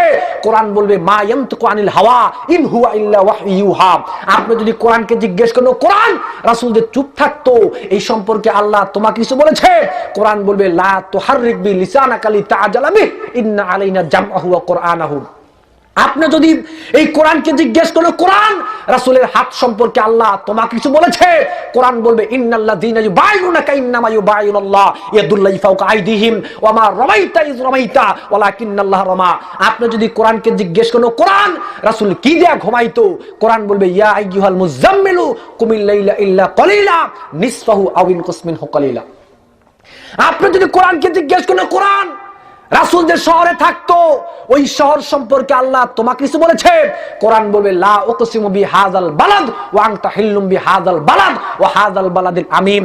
আপনি যদি কোরআনকে জিজ্ঞেস করো কোরআন রাসূলকে কি স্বরূপ পৃথিবীতে পাঠানো হয়েছে? কোরআন বলবে ওয়া মা আরসালনাকা ইল্লা রাহমাতাল লিল আলামিন ওয়া মা আরসালনাকা ইল্লা কাফাতাল লিন নাসি বাশীরা ওয়া নাযীরা ইয়া আইয়ুহান নাবিয়্যু ইন্না আরসালনাকা শাহিদাও ওয়া মুবাশশিরা ওয়া নাযীরা ওয়া দাঈয়ান ইলাল্লাহি বিইজনি ওয়া সিরাজাম মুনিরা। আপনি যদি কোরআনকে জিজ্ঞেস করুন কোরআন রাসূল কি স্বরূপ পৃথিবীতে এনেছেন, রাসূল মানুষের জন্য কি কামনা করতেন? কোরআন বলবে লাকাদ জাআকুম রাসূলুম মিন আনফুসিকুম আজিজুন আলাইহি মা আনিতুম হারিস। আপনি যদি কোরআনকে জিজ্ঞেস করুন কোরআন রাসূলকে পৃথিবীতে কেন পাঠানো হয়েছে? কোরআন বলবে হুয়াল্লাযী আরসালা রাসূলাহু বিল হুদা ওয়াদ দীনিল হাক্কি লিইয়ুযহিরাহু আলা দীনি কুল্লি। বলেন সুবহানাল্লাহ। গোটা কোরআন বিশ্বনবীর জীবন, গোটা কোরআন বিশ্বনবীর জীবন, গোটা কোরআন বিশ্বনবীর চরিত্র। এই চরিত্র আল্লাহ রাব্বুল আলামিন নবীকে দেওয়ার পরেই তো বলেছে সবার জন্য আদর্শ। মানি নবীকে আমরা আদর্শ হিসেবে? মানি আমরা সবাই? মানি না। রাসূলকে আদর্শ হিসেবে মানি না আমরা। আজকে বাংলার জমিনে বাংলার জনগণ অত্যন্ত বেঈমান, বাংলার জনগণ অত্যন্ত নিমুখ হারাম, বাংলার জনগণ অত্যন্ত কাপুরুষ। যেই নবীর চরিত্র সম্পর্কে আল্লাহ নিজে সার্টিফাই করেছেন সেই নবীর চরিত্র নিয়ে যখন বাংলার জমিনে কথা হয় তখন বাংলার নামদারি মুসলিমরা কিছুই বলে না। বাংলার জনগণের জন্য অত্যন্ত দুর্ভাগ্য, তোমাদের জন্য অত্যন্ত দুর্ভাগ্য। যুবক শুনে রাখো, আমি তোমাকে বলে যাই যুবক তুমি শুনে রাখো, তোমার জন্য অত্যন্ত দুর্ভাগ্য। নবীকে গালি দেওয়ার পরও তোমার শরীরে রক্ত গরম হয় না। তোমার নেতা নেত্রীকে গালি দিলে তোমার শরীরে রক্ত গরম হয়, তোমার নেতা নেত্রীকে গালি দিলে তোমার শরীরে রক্ত গরম হয়। যেই নবীর শাফায়াত ছাড়া তুমি জান্নাতে যাবে না, যেই নবীর শাফায়াত ছাড়া তুমি জান্নাতে যাবে না, সেই নবীকে গালি দিলে তোমার রক্ত বিড়ালের রক্ত হয়ে যায় কেন? তুমি কাপুরুষ কোথাকার, তুমি কাপুরুষ কোথাকার, তুমি কাপুরুষ কোথাকার। রাসূলকে গালি দেওয়ার পরেও তোমার শরীরে রক্ত গরম হয় না, নেতাকে গালি দেওয়ার পরে তোমার শরীরে রক্ত হয়। তুমি চিন্তা করে দেখো তুমি রাসূলের উম্মত আছো কি নাই? ঠিক। তুমি ভেবে দেখো। ঠিক। তুমি রাসূলকে ভালোবাসো বলো? রাসূলের ভালোবাসা তোমাকে আমি শিখাই। তুমি রাসূলের আনুগত্য করো, তোমাকে রাসূলের আনুগত্য শিখাই। হাদিসটা সহিহ। এক অন্ধ সাহাবী আল্লাহ রাসূল সাল্লাল্লাহু আলাইহি ওয়াসাল্লামের কাছে গিয়ে বলল, ইয়া রাসূলুল্লাহ, আমার এক দাসী ছিল, তার সাথে আমার মেলামেশা করার কারণে 2টা সন্তান হয়েছে। আমি আমার স্ত্রীকে এত ভালোবাসি, নারী জগতে কোন নারীকে এত ভালোবাসি না যত ভালো আমার স্ত্রীকে বাসি। আমার সন্তানকে আমি এত ভালোবাসি, অন্য কাউকে আমি এত ভালোবাসি না। ইয়া রাসূলুল্লাহ, আমার স্ত্রী প্রায় সময় আপনাকে গালি দিত। সেদিন সে গালি দিয়েছে, আমি নিষেধ করেছি, সে আমার গালি শুনে নাই। আমি নিষেধ করেছি, সে আমার বারণ শুনে নাই। ইয়া রাসূলুল্লাহ, আমি একটা কোদাল নিয়ে তার পেটের উপরে চড়ে বসে একেবারে কোদাল দিয়ে আমি তাকে দ্বিখণ্ডিত করে দিয়েছি। ইয়া রাসূলুল্লাহ, আমার স্ত্রীকে আমি এত ভালোবাসি, নারী জগতে আমি কাউকে এত ভালোবাসি না। আমার স্ত্রীকে আমি এত ভালোবাসি, নারী জগতে আমি কাউকে এত ভালোবাসি না। আমি চাইতাম না আমার সন্তান মাহারা হোক, আমি চাইতাম না আমার সন্তান মাহারা হোক, কিন্তু ইয়া রাসূলুল্লাহ, সে আপনাকে গালি দিয়েছে, আমি তাকে একেবারে দ্বিখণ্ডিত করে রেখে এসেছি। কাপুরুষ কোথাকার! তুমি দাবি করো কিভাবে তুমি রাসূলের উম্মত? তোমার নেতা নেত্রীকে গালি দিলে তোমার শরীরে আগুন জ্বলে যায়, তুমি বিশ্ব নবীকে গালি দেওয়ার পরে তুমি বিড়াল হয়ে যাও কেন? দেখি পরকালে রাসূল তোমাকে শাফায়াত করে কিনা। এত সোজা নয়। সহিহ বুখারী মুসলিমে এসেছে, লা ইউমিনু আহাদুকুম হাত্তা আকুনা আহাব্বা ইলাইহি মিন ওয়ালিদিহি ওয়া ওয়ালাদিহি ওয়ান নাসি আজমাইন। ততক্ষণ পর্যন্ত আপনি ঈমানদার হতে পারবেন না যে পর্যন্ত না পৃথিবীর সমস্ত মানুষ থেকে, এমনকি পিতামাতা থেকেও সবচেয়ে বেশি ভালো আপনি নবীকে না বাসবেন, ততক্ষণ ঈমানদার হতে পারবেন না। তাহলে আপনাকে পরীক্ষা করি আপনি ঈমানদার কিনা। নেতাকে গালি দিলে যদি আপনার শরীরে লাগে, পিতামাতাকে গালি দিলে যদি আপনার শরীরে লাগে, তাহলে তাদের তুলনায় বিশ্ব নবীকে গালি দিলে কতটুকু লাগা দরকার? অনেক বেশি না? কিন্তু বিশ্ব নবীকে গালি দিলে যদি আপনার গায়ে না লাগে, আর নেতাকে গালি দিলে যদি আপনার গায়ে লাগে, বুঝতে হবে আপনি ঈমানদার না। হাদিস বুখারী মুসলিমের, দেখি আপনি পারলে উল্টান। হাদিস বুখারী মুসলিমের। রাসূল হচ্ছেন আমাদের জন্য আদর্শ। একেবারে একটা ফকির থেকে শুরু করে প্রধানমন্ত্রী পর্যন্ত সবার জন্য বিশ্ব নবী আদর্শ। এরকম নয় যে শুধু হুজুরদের জন্য আদর্শ আর বাকি সবাই রাসূলকে ভুলে যাবে, এরকম নয়। ওয়ামান নাবিউকা প্রশ্নের জবাব যদি আপনি দিতে চান, আপনি প্রধানমন্ত্রী হয়েছেন সেটা আমার দেখার ব্যাপার নয়, আপনি বড় আলেম হয়েছেন সেটা আমার দেখার ব্যাপার নয়। প্রত্যেকটা মানুষের জন্য আল্লাহর রাসূল হচ্ছেন আদর্শ। ওমান নাবিউকা প্রশ্নের জবাব দিতে চাইলে অবশ্যই আপনার নেতা হতে হবে বিশ্ব নবী, অবশ্যই আপনাকে তরিকা চলতে হবে বিশ্ব নবীর, কোনো পীরের তরিকায় চলা যাবে না। ইবাদত করতে হবে বিশ্ব নবীর পদ্ধতিতে, আদর্শ হতে হবে বিশ্ব নবী। এর বাহিরে যদি আপনি চলে যান, আপনি ওমান নাবিউকা প্রশ্নের জবাব দিতে পারবেন না। আপনার মুসনাদে আহমদে এসেছে, হাদিসটি সহিহ, যা রাজুলুন ইলান নবী সাল্লাল্লাহু আলাইহি সাল্লাম, এক লোক বিশ্ব নবীর কাছে গিয়ে বলল, ইয়া রাসূলুল্লাহ, আরাইতা রাজুলান মিনান নাসারা মুতামাসসিকান বিল ইনজিল ওয়া রাজুলান মিনাল ইয়াহুদ মুতামাসসিকান বিত তাওরাত। ইহুদি খ্রিস্টান তারা তো তাওরাত অনুযায়ী আমল করে, জাবুর অনুযায়ী আমল করে, ইনজিল অনুযায়ী তারা আমল করে। ইউমিনু বিল্লাহি ওয়া রাসূলিহি সুম্মা লাম ইয়াত্তাবি'কা, তারা আল্লাহর প্রতি ঈমান রাখে, রাসূলের প্রতি ঈমান রাখে, কিন্তু তারা আপনাকে নেতা হিসেবে মানে না, আপনাকে আদর্শ হিসেবে মানে না, আপনার আনুগত্য তারা চলে না, আপনার তরিকায় তারা চলতে চায় না, আপনার ইবাদতের পদ্ধতি তারা গ্রহণ করতে চায় না। এবার রাসূল সাল্লাল্লাহু আলাইহি সাল্লাম বললেন, মান সামি'a বি মিন ইয়াহুদিন আও নাসরানিয়িন সুম্মা লাম ইয়াত্তাবি'নি ফাহুয়া ফিন-নার। পৃথিবীর যে কোনো মানুষের কাছে যদি আমার দাওয়াত পৌঁছে থাকে, আমার কথা যদি তারা শুনে থাকে, আর আমার দাওয়াত পৌঁছানোর পরে সে যদি আমার প্রতি ঈমান আনে, আর ঈমান আনার পরে যদি সে আমাকে নেতা হিসেবে না মানে, ঈমান আনার পরে যদি সে আমাকে আদর্শ হিসেবে না মানে, ঈমান আনার পরে যদি সে আমার তরিকায় না চলে, ঈমান আনার পরে যদি আমি নবীর পদ্ধতিতে সে ইবাদত না করে, ফাহুয়া ফিন-নার, সে যত বড় ব্যক্তি হোক না কেন তার থাকার জায়গা জাহান্নাম। নাউযুবিল্লাহ, তার থাকার জায়গা জাহান্নাম। দেখি আপনাকে জান্নাতে কে নেই? আপনার নেতা হবে আরেকজন, আদর্শ হবে আরেকজন, চলবেন অন্য তরিকায়, ইবাদত করবেন অন্য পদ্ধতিতে, আবার দাবি করবেন আপনি রাসূলের উম্মত। দেখি আপনাকে কে জান্নাতে নেয়। সহিহ বুখারীতে এসেছে, কুল্লু উম্মতি ইয়াদখুলুনাল জান্নাহ ইল্লা মান আবা কিলা ওয়া মান ইয়াবা ইয়া রাসূলুল্লাহ। সমস্ত উম্মত জান্নাতে যাবে, সমস্ত উম্মত জান্নাতে যাবে, তারা যাবে না যারা রাসূল সাল্লাল্লাহু আলাইহি সাল্লামের অবাধ্য হয়েছে, অস্বীকার করেছে, মান আতানি দাখালাল জান্নাহ ওয়া মান আসানি ফাকাদ আবা। যার নেতা হবে বিশ্বনবী, যার নেতা হবে বিশ্বনবী, যার আদর্শ হবে বিশ্বনবী, যে তরিকায় চলবে বিশ্বনবীর, যে নবীর পদ্ধতিতে ইবাদত করবে সেই জান্নাতে যাবে, যে নবীর পদ্ধতিতে ইবাদত করবে সেই জান্নাতে যাবে, যে নবীর তরিকায় চলবে সেই জান্নাতে যাবে। এর ব্যতিক্রম ঘটলে সে জাহান্নামে যাবে। হাদিস বুখারীর, হাদিস বুখারীর। ওমান নবীউকা প্রশ্নের জবাব দিতে পারবেন না যে পর্যন্ত না বিশ্ব নবীকে নেতা হিসেবে না মানবেন, নবীকে আদর্শ হিসেবে না মানবেন। জীবনের প্রত্যেকটা ক্ষেত্রে নবীর তরিকায় যদি আপনি না চলেন, নবীর পদ্ধতিতে যদি আপনি ইবাদত না করেন, আপনার মুখে যত বড় দাড়ি থাকুক, আপনার গায়ে যত সুন্দর জামা থাকুক, আপনি যত বড় আল্লাহওয়ালা হন না কেন, আপনার থাকার জায়গা জাহান্নাম। হাদিস বুখারী মুসলিমের। এখন আমাদের অবস্থা হয়েছে এইরকম, রাসূল সাল্লাল্লাহু আলাইহি ওয়াসাল্লামের আদর্শকে দুই একটা ক্ষেত্রে আমরা মানি, আর বাকি ক্ষেত্রে রাসূল সাল্লাল্লাহু আলাইহি ওয়াসাল্লামের আদর্শকে মানি না। ঠিক কিনা? ঠিক কিনা? আমি বলি যে আপনি চট্টগ্রাম যাবেন, এখন চট্টগ্রাম যেতে হলে টিকিট কাটতে হবে চট্টগ্রামের। চট্টগ্রামের টিকিট কেটে আপনি স্টেশন গিয়ে দেখলেন সেখানে চট্টগ্রামের ট্রেন দাঁড়ানো, সিলেটের ট্রেন দাঁড়ানো, নোয়াখালীর ট্রেন দাঁড়ানো, বরিশালের ট্রেন দাঁড়ানো। আপনি টিকিট কেটেছেন চট্টগ্রামের, যাবেনও চট্টগ্রাম। এখন আপনি স্টেশন গিয়ে যদি সিলেটের ট্রেনে উঠেন, চট্টগ্রামে যাওয়া সম্ভব? সারাদিন চললেও কি চট্টগ্রাম যাবে? যাবে না। প্রথম কথা। দ্বিতীয় কথা হলো, আপনি ট্রেনের ভিতরে কতটুকু উঠবেন, বা আপনি আল্লাহর প্রতি ঈমান এনেছেন মানে জান্নাতের টিকিট নিয়েছেন। এখন স্টেশন গিয়ে আপনি দেখলেন বিভিন্ন নেতা নেত্রীর আদর্শের ট্রেন দাঁড়ানো, পীরদের তরিকার ট্রেন দাঁড়ানো, বুজুর্গানে কেরামের ইবাদতের পদ্ধতির ট্রেন দাঁড়ানো, আবার রাসূলের আদর্শের ট্রেনও দাঁড়ানো, তরিকার ট্রেনও দাঁড়ানো। এখন আপনি কোন ট্রেনে উঠবেন? আল্লাহর প্রতি ঈমান এনেছেন, জান্নাতের টিকিট নিয়েছেন, এখন স্টেশনে এসে দেখলেন বিভিন্ন তরিকার ট্রেন, বিভিন্ন নেতার ট্রেন, বিভিন্ন আদর্শের ট্রেন দাঁড়ানো, আবার রাসূলের ট্রেনও দাঁড়ানো। এখন আপনি কার ট্রেনে উঠবেন?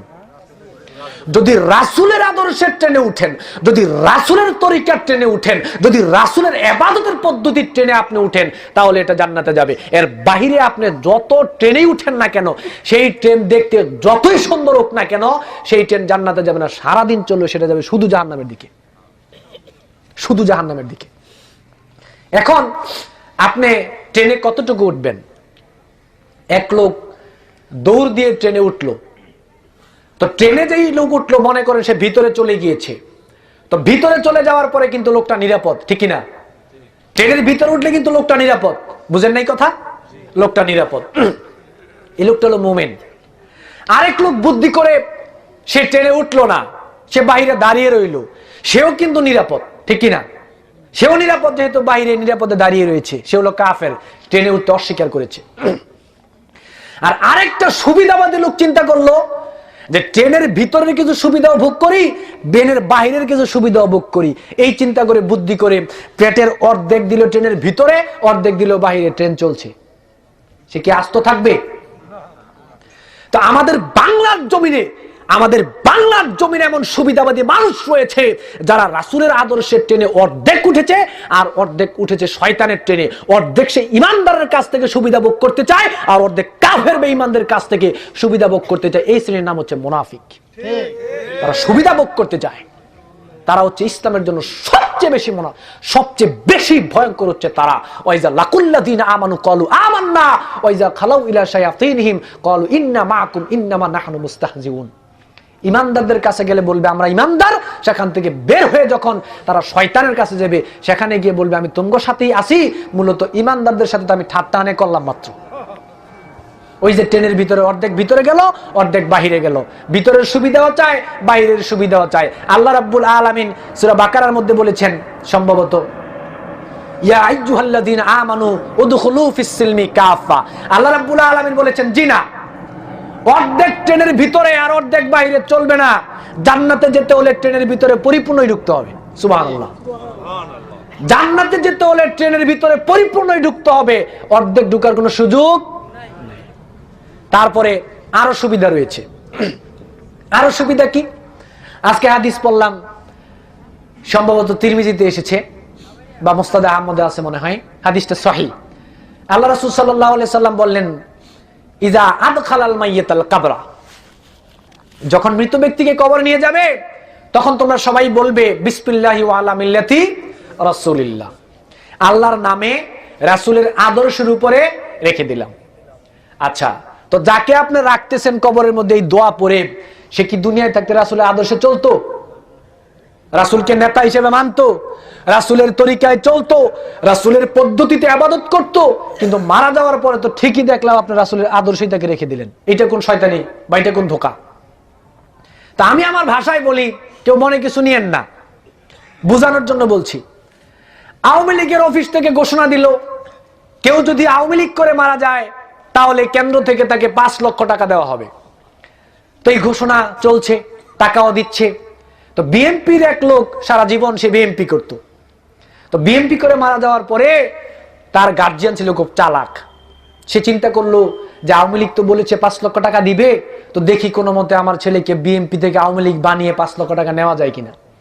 এই কথা বলে সে আওয়ামী লীগের অফিসে গিয়ে বললো যে ভাই, সারাটা জীবন আমার ছেলে আওয়ামী লীগ করেছে, সম্পদ নষ্ট করেছে, এমনকি জীবনও দিয়ে দিয়েছে, 5 লক্ষ টাকা দিয়ে দেন। তো হে যে বিএনপি করতো, আওয়ামী লীগ কি জানতো না? জানতো না? তো এ কি আওয়ামী লীগ থেকে 5 লক্ষ টাকা দিবে? হে তো 5 লক্ষ টাকা লোভে আনে আওয়ামী লীগ সাজলো। তো দুনিয়ার জীবনে আপনার নেতা রাসূল ছিল না, দুনিয়ার জীবনে রাসূল আপনার আদর্শ ছিল না, দুনিয়ার জীবনে আপনি রাসূলের তরিকায় চলেন নাই, দুনিয়ার জীবনে রাসূলের পদ্ধতিতে আপনি ইবাদত করেন নাই। মারা যাওয়ার পরে আপনি ঠিকই বলতেছেন রাসূলের আদর্শের উপর রেখে দিলাম। কেন? রাসূলের শাফায়াত ছাড়া তো জান্নাতে যাওয়া সম্ভব না। বেদশা দেখে তার কোনো উপায় নাই, বাধ্য হয়ে ছলনার আপনি আশ্রয় নিচ্ছেন। আল্লাহ কি এতই বোকা? আল্লাহ কি এতই বোকা? কি হবে আপনার অবস্থা দেখেন। আপনি তো ঠিকই চালাকি করলেন, এখন আল্লাহর রাসূল আপনার সাথে কি করবে? মুসলিম শরীফে এসেছে রাসূল সাল্লাল্লাহু আলাইহি সাল্লাম বলেছেন, ইন্নী ফারাতুকুম আলাল হাউদ মান মাররা আলাইয়া শারিবা ওয়া মান শারিবা লাম ইয়াজমা আবাদান লা ইয়ারিদান্না আলাইয়া আকওয়ামুন আরিফুহুম ওয়া ইয়ারিফুনি সুম্মা ইউহালু বাইনি ওয়া বাইনাহুম। হাউজে কাউসারের নিকট রাসূল সাল্লাল্লাহু আলাইহি সাল্লাম দাঁড়িয়ে থাকবেন, একদল যাবে, তাদেরকে পানি পান করাইবেন, আরেক দল যাওয়ার পরে উপর থেকে একটা পর্দা এসে মাঝখানে পড়ে যাবে।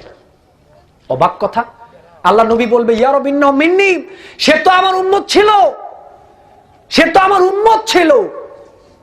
আল্লাহ রাব্বুল আলামিনের ফেরেশতারা জানাবে ইন্নাকা লা তাদরি মা আহাদাসু বাদাকা, রাসূল আপনি জানেন না, আপনি চলে আসার পরে তারা আপনার নিয়ম নীতি মানে নাই, আপনি চলে আসার পরে আপনাকে আদর্শ হিসেবে মানে নাই, আপনি চলে আসার পরে আপনাকে নেতা হিসেবে মানে নাই, আপনি চলে আসার পরে আপনার তরিকায় চলে নাই, আপনি চলে আসার পরে ইবাদতের পদ্ধতি আপনার থেকে নেয় নাই, নতুন আবিষ্কার করে আপনার শরীয়তকে উল্টো করে ফেলেছিল।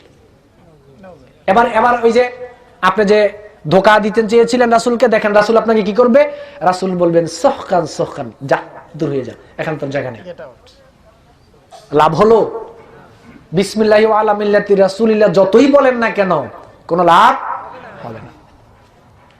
যদি আপনি ওমান নাবিউকা প্রশ্নের জবাব দিতে চান, সমস্ত জনতাকে লক্ষ্য করে বলছি, দলমত নির্বিশেষে সবাইকে লক্ষ্য করে বলছি, নেতা হবে মুহাম্মদ সাল্লাল্লাহু আলাইহি সাল্লাম, আদর্শ হবে মুহাম্মদ সাল্লাল্লাহু আলাইহি সাল্লাম, তরিকা হবে মুহাম্মদ সাল্লাল্লাহু আলাইহি সাল্লামের, ইবাদতের পদ্ধতি নিতে হবে বিশ্ব নবী মুহাম্মদুর রাসূলুল্লাহ সাল্লাল্লাহু আলাইহি সাল্লামের থেকে। তাহলেই আপনি ওমান নাবিউকা প্রশ্নের জবাব দিতে পারবেন। এর ব্যতিক্রম ঘটলেই প্রশ্নের জবাব দেওয়া সম্ভব নয়। 3 নম্বর, ওমা দীনুকা, তোমার দিন কি ছিল? দিন মানে খেয়াল করেন, দিন মানে ধর্ম। ধর্ম মানে কি হিন্দু ধর্ম? ধর্ম মানে কি খ্রিস্টান ধর্ম? ধর্ম মানে কি বৌদ্ধ ধর্ম? ধর্ম মানে কি ধর্ম? ইসলাম ধর্ম। ইসলাম ধর্ম মানে নিয়ম নীতি। বুঝে যান আজকে, ইসলাম ধর্ম মানে নিয়ম নীতি। হিন্দু ধর্ম একটা নিয়ম নীতির নাম, তবে এই ধর্মের নিয়ম নীতিটা আল্লাহ দেন নাই। খ্রিস্টান ধর্ম একটা নিয়ম নীতির নাম, এই নিয়ম নীতিটা আল্লাহ দেন নাই। বৌদ্ধ ধর্ম একটা নিয়ম নীতির নাম, এই নিয়ম নীতিটা আল্লাহ দেন নাই। কিন্তু ইসলাম ধর্ম একটা নিয়ম নীতির নাম, এই নিয়ম নীতিটা দিয়েছেন আল্লাহ সুবহানাহু ওয়া তাআলা। কেন দিয়েছেন? নিয়ম নীতি দিয়ে কি কোরআনে পড়ে আর চুমু খাওয়ার জন্য নিয়ম নীতি দিয়েছেন? জীবনের প্রত্যেকটা ক্ষেত্রে আপনি টয়লেটে যাবেন, এটার একটা নিয়ম রয়েছে। আপনি টয়লেটে যাবেন, এটারও একটা নিয়ম রয়েছে। আপনি টয়লেটে কিভাবে যাবেন এই নিয়মটা আল্লাহ দিয়েছে, এটা নাম ইসলাম। স্ত্রী সহবাস করবেন, এখানেও ইসলাম নিয়ম দিয়েছে আল্লাহ রাব্বুল আলামিন, এটার নাম ইসলাম। ব্যবসা করবেন, কোন নিয়ম নীতিতে ব্যবসা করবেন, এটা আল্লাহ রাব্বুল আলামিন নিয়ম দিয়েছেন। এখানে দুইটা নিয়ম আছে, একটা হলো শয়তানের নিয়ম, একটা আল্লাহর নিয়ম। খেয়াল করেন, জীবন চলার সকাল থেকে শুরু করে রাত্র পর্যন্ত, জন্ম থেকে শুরু করে মৃত্যু পর্যন্ত দুইটা নিয়ম রয়েছে আপনার জন্য, আপনার অবকাশ রয়েছে। একটা নিয়ম হচ্ছে শয়তানের নিয়ম নীতি, আরেকটা নিয়ম নীতি হচ্ছে আল্লাহর নিয়ম নীতি। একটা নিয়ম নীতি হচ্ছে শয়তানের নিয়ম নীতি, আরেকটা নিয়ম নীতি হচ্ছে আল্লাহর নিয়ম নীতি। এখন আপনি মানবেন কারটা? ব্যবসার দুইটা নিয়ম নীতি, একটা হারাম নিয়ম নীতি, একটা হালাল নিয়ম নীতি। হালাল নিয়ম নীতিটা আল্লাহ দিয়েছেন, আর হারাম নিয়ম নীতিটা শয়তানে দিয়েছেন। এখন এখানে যদি আপনি হারাম নিয়ম নীতি মানেন, তাহলে আপনি আল্লাহকে অবাধ্য দিয়ে শয়তানেরটা মানলেন। দেখি ও আমার দিনুকা প্রশ্নের জবাব আপনাকে কে দেওয়ায়? ধর্ম মানে নিয়ম নীতি, যেই নিয়ম নীতি আল্লাহ সুবহানাহু ওয়া তাআলা উপর থেকে দিয়েছেন। পা থেকে শুরু করে মাথা পর্যন্ত চলবে আল্লাহর নিয়ম নীতি, জন্ম থেকে শুরু করে মৃত্যু পর্যন্ত চলবে আল্লাহর নিয়ম নীতি, রান্নাঘর থেকে শুরু করে সংসদ পর্যন্ত জীবনের প্রত্যেকটা জায়গায় চলবে আল্লাহর নিয়ম নীতি। আল্লাহ যেই কাজ যেভাবে করতে বলেছেন আপনি সেই কাজ সেভাবে করবেন, তাহলেই আপনি ওয়ামা দিনুকা প্রশ্নের জবাব দিতে পারবেন। সূরা আল ইমরানের 19 নং আয়াতে আল্লাহ বলেছেন, ইন্নাদ দীনা ইনদাল্লাহিল ইসলাম, নিশ্চয়ই আল্লাহর কাছে গ্রহণযোগ্য হচ্ছে আল্লাহর দেয়া নিয়ম নীতি। বলেন সুবহানাল্লাহ। সূরা আল ইমরানের 85 নং আয়াতে আল্লাহ বলেছেন, ওয়া মাইয়াবতাগি গায়রাল ইসলামি দীনান ফালাই ইউকবালা মিনহু ওয়া হুয়া ফিল আখিরাতি মিনাল খাসিরিন। আল্লাহর দেয়া নিয়ম নীতি যদি কেউ না মানেন, আল্লাহর দেয়া নিয়ম নীতি যদি কেউ না মানেন, তাহলে তার কাছ থেকে সেই নিয়ম নীতি গ্রহণ করা হবে না, পরকালে সে ক্ষতিগ্রস্তদের অন্তর্ভুক্ত হয়ে যাবে। নাউযুবিল্লাহি মিন যালিক। আমি আমার ভাষায় বলি, আল্লাহর নিয়ম নীতি যদি আমরা না মানি, আরেকজনের নিয়ম নীতি কিন্তু ঠিকই মানতেছি, ঠিক কিনা ভাই? আল্লাহর নিয়ম নীতি যদি আপনি না মানেন, অন্য আরেকজনের নিয়ম নীতি কিন্তু আপনি ঠিকই মানতেছেন। হতে পারে সেটা শয়তানের তৈরি করা নিয়ম নীতি আপনি মানছেন আল্লাহর নিয়ম নীতিকে বাদ দিয়ে। সহিহ মুসলিমে এসেছে, আল্লাহ রাসূল বলেছেন, যাকাতু আমাল ঈমান মান রাদিয়া বিল্লাহি রাব্বা ওয়া বিল ইসলামি দীনা ওয়া বি মুহাম্মাদিন নাবিয়্যা। যে ব্যক্তি এই ঘোষণা দিবে যে আমি আল্লাহ রাব্বুল আলামিনকে রব হিসেবে পেয়ে আমি খুশি, যেইভাবে রবের ব্যাখ্যা করলাম, রাসূলকে আদর্শ হিসেবে পেয়ে আমি খুশি, নেতা হিসেবে পেয়ে আমি খুশি, তরিকার মাধ্যম হিসেবে পেয়ে খুশি, ইবাদতের মানদণ্ড পেয়ে আমি খুশি, এবং দ্বীন ইসলামকে জীবনের প্রত্যেকটা ক্ষেত্রে নিয়ম নীতির মানদণ্ড হিসেবে পেয়ে আমি খুশি, এই ঘোষণা যদি কেউ দিতে পারে, তাহলে সেই তো মূলত ঈমানের স্বাদ উপভোগ করেছে। তিরমিজি শরীফে এসেছে, রাসূল সাল্লাল্লাহু আলাইহি সাল্লাম বলেছেন, মা মিন মুসলিমিন ইয়াকুল, যদি কোনো মুসলিম সকাল সন্ধ্যায়, সালাসান ইযা আমসা ওয়া ইযা আসবাহা, সকাল এবং সন্ধ্যায় যদি কোনো মুসলিম এই ঘোষণা দেয়, রাদিতু বিল্লাহি রাব্বা ওয়া বিল ইসলামি দীনা ওয়া বি মুহাম্মাদিন নাবিয়্যা, সকাল সন্ধ্যায় যদি এই ঘোষণা কেউ আল্লাহকে দেয় যে আল্লাহ আমি আপনাকে রব হিসেবে পেয়ে আমি খুশি, আমি ইসলামকে, দ্বীন ইসলামের যে নিয়ম নীতি রয়েছে এই নিয়ম নীতি পেয়ে আমি খুশি, আর রাসূলকে আদর্শ হিসেবে পেয়ে আমি খুশি, এই ঘোষণা যদি সকাল সন্ধ্যায় 3 বার কেউ দেয়, ইল্লা কানা হাক্কান আলাল্লাহি আইয়ুরদিয়াহু ইয়াউমাল কিয়ামা, তাহলে পরবর্তী পরকালে এমন ব্যক্তির উপরে সন্তুষ্ট হওয়া এটা আল্লাহর উপর ওয়াজিব হয়ে যাবে। আপনাকে ঘোষণা দিতে হবে আল্লাহকে রব হিসেবে পেয়ে আপনি খুশি, আর রাসূলকে আদর্শ হিসেবে পেয়ে আপনি খুশি, দ্বীন ইসলামকে জীবনের মানদণ্ড নিয়ম নীতি পেয়ে আপনি খুশি। আমরা কি বেজান নাকি সবাই? আমরা সবাই খুশি না? কথাটা আরেকবার বলেন, প্লেনের জন্য বোঝা যায় না।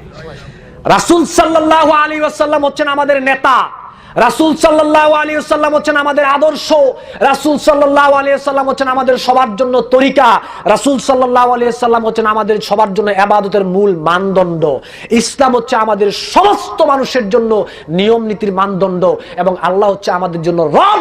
এই ঘোষণা যদি সকাল সন্ধ্যায় 3 বার কেউ দেয়, পরবর্তীকালে অপর রিওয়ায়াতে এসেছে ইল্লা দাখালাল জান্নাহ, আরেক রিওয়ায়াতে এসেছে ইল্লা কানা হাক্কান আলাল্লাহি আইয়ুরদিয়াহু ইয়াউমাল কিয়ামা, এমন ব্যক্তির উপরে সন্তুষ্ট হওয়া এটা আল্লাহর উপর ওয়াজিব হয়ে যাবে। আবার আরেক riwayate এসেছে এমন ব্যক্তিকে জান্নাতে প্রবেশ করানো আল্লাহর উপর দায়িত্ব হয়ে যাবে। তাহলে এই ঘোষণা কি আমরা দিতে পারবো না? অবশ্যই আমরা দিতে পারবো। এখন আপনাকে দেখেন সব ক্লিয়ার না? সবাই কি বুঝতে পেরেছেন না? মোটামুটি তিনটা প্রশ্নের মানে কি বুঝতে পারেন নাই? এখন আপনাকে কবরে রাখার পরে অটোমেটিক যদি এইভাবে চলি আমরা, আমাকে প্রশ্ন করার পরে আমি বলবো রব্বি আল্লাহ, আমাকে জিজ্ঞেস করার পরে আমি বলবো দীনুনা ইসলাম, আমাকে প্রশ্ন করার পরে বলবো নবিয়ুনা মুহাম্মদুর রাসূলুল্লাহ সাল্লাল্লাহু আলাইহি সাল্লাম। এখন কি হবে দেখেন, গায়েব থেকে আওয়াজ আসবে, সাদাকা আব্দি, আমার বান্দা সত্য বলেছেন, আমার বান্দা সত্যি কথা বলেছেন। ফাফরিশুহু মিনাল জান্নাহ ওয়ালবিসুহু মিনাল জান্নাহ ওয়াফতাহু লাহু বাবান ইলাল জান্নাহ। আমার বান্দা সত্য বলেছেন, কবরটাকে তার জন্য জান্নাতের পরিবেশ তৈরি করে দাও, জান্নাতের বিছানা কবরের মধ্যে তার জন্য বিছিয়ে দাও, আর তার গায়ে জান্নাতের পোশাক পরিয়ে দাও। তার চোখের দৃষ্টি যত দূর পর্যন্ত যাবে তত দূর পর্যন্ত তার জন্য কবরটাকে প্রশস্ত করে দাও।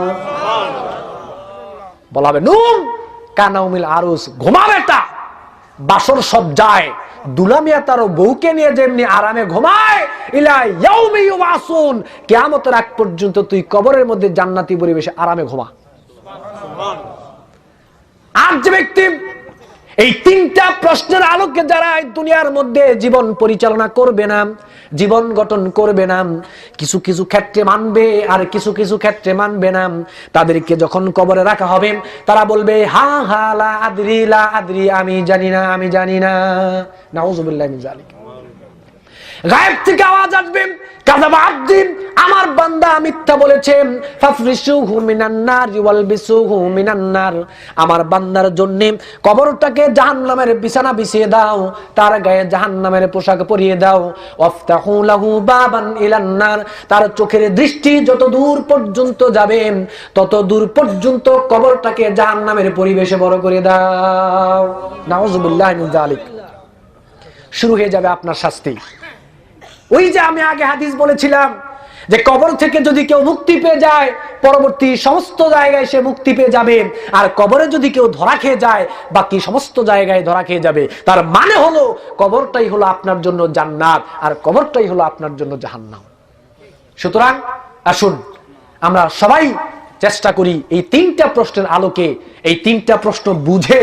এখন চতুর্থ প্রশ্ন আপনাকে করা হবে, যদি আপনি উত্তর দিতে পারেন আপনাকে বলা হবে ওয়ামা ইউদরিকা, তুই জানলি কেমনে এগুলো? প্রশ্নের উত্তর যে দিলি কিভাবে জানলি? এখন সে বলবে কারাআতু কিতাবাল্লাহ ওয়া আমানতু বিহি ওয়া সাদ্দাকতু, বলেন সুবহানাল্লাহ। সে বলবে আমি এগুলো পড়েছিলাম, আমি জেনেছিলাম, আমি বুঝেছিলাম, আমি উপলব্ধি করেছিলাম, এই কিতাবের প্রতি আমি ঈমান আনয়ন করেছিলাম এবং সত্য বলে আমি এগুলো মেনে নিয়েছিলাম। এই জন্য সে জবাব দিয়ে চতুর্থ নম্বর প্রশ্ন হলো আপনি এগুলো জানলেন কি? আসুন আমরা সবাই চেষ্টা করি এই প্রশ্নগুলোর মানে কি এগুলো বুঝে শুনে আমরা জীবন গঠন করা। আল্লাহ আমাদের তৌফিক দান করুন, আমরা বলি আমিন।